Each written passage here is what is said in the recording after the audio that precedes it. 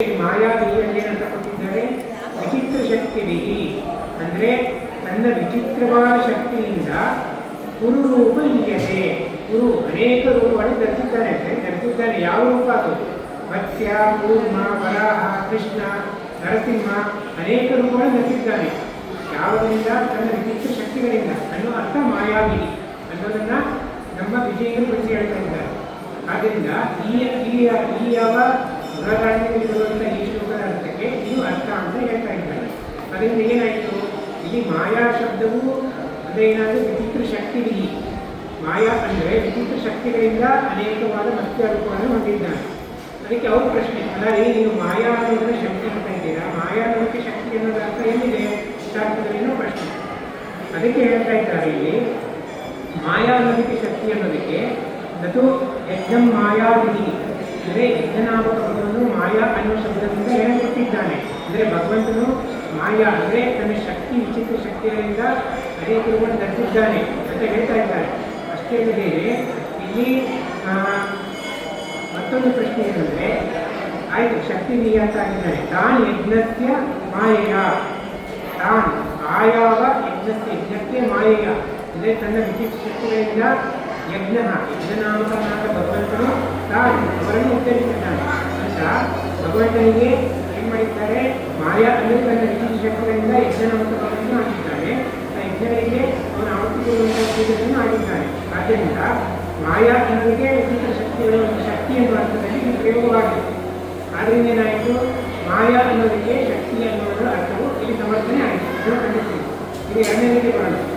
ಇನ್ನು ಗುರು ರೂಪ ಹೀಗಿದೆ ಅಂತ ಅನೇಕ ರೂಪ ಇದೆ. ಅವರ ಪ್ರಶ್ನೆ ಅಂದರೆ ಗುರು ರೂಪ ಅನೇಕ ರೂಪ ಧರಿಸಿದ್ದಾನೆ, ಎಲ್ಲರನ್ನು ರೂಪಿಸಿದ್ದು ಅವರೇ ಪ್ರತಿಬಿಂಬನಾಗಿ ರೂಪವನ್ನು ಧರಿಸಬಹುದಲ್ಲ, ಅದಕ್ಕೆ ಯಾಕೆ ಅಂತ ಪ್ರಶ್ನೆ ಮಾಡಿದರೆ ಅದಕ್ಕೆ ಹೇಳ್ತಾ ಇದ್ದಾರೆ ನಾವೇನಕ್ಕೂ ಈಗ ಯಾರಿಗೋ ಮನೆಯಲ್ಲಿ ಹಾಲು ತಗೊಂಬ ಅಂತ ಹೇಳ್ತೀವಿ.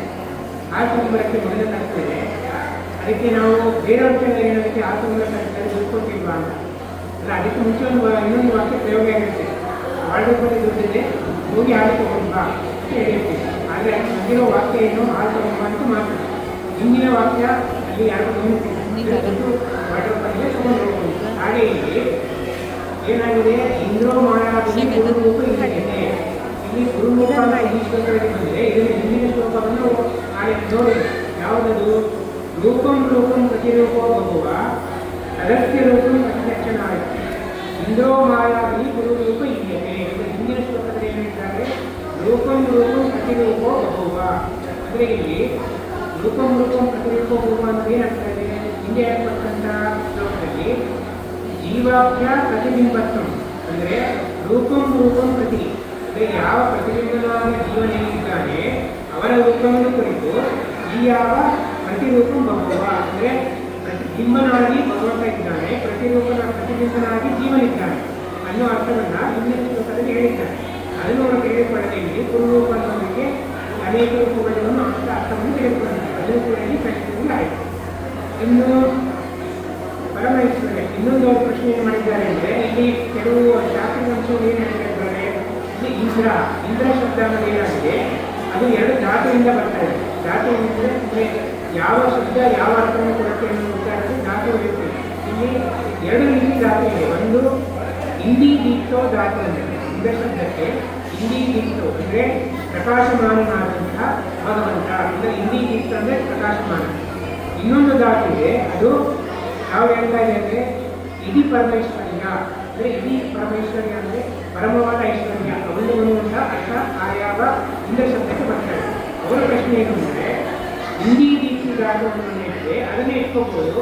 ಅದು ಇಟ್ಕೊಳ್ಳೋದ್ರಿಂದ ಪ್ರಕಾಶನಾದಂಥ ಭಗವಂತ ಏನಿದೆ ಈ ಯಾಕೆ ಷಡ್ಗುಣೇಶ್ವರಿಗೆ ಸಂಪೂರ್ಣವಾದ ಈ ಯಾವ ಶಕ್ತಿಯಿಂದ ಕೂಡಿರುವಂತಹ ಇಂದ್ರ ಶಬ್ದಕ್ಕೆ ಯಾಕೆ ಅರ್ಥವನ್ನು ಮಾಡ್ತಾ ಇದ್ದೀರಾ ಅನ್ನೋ ಅವರ ಪ್ರಶ್ನೆ.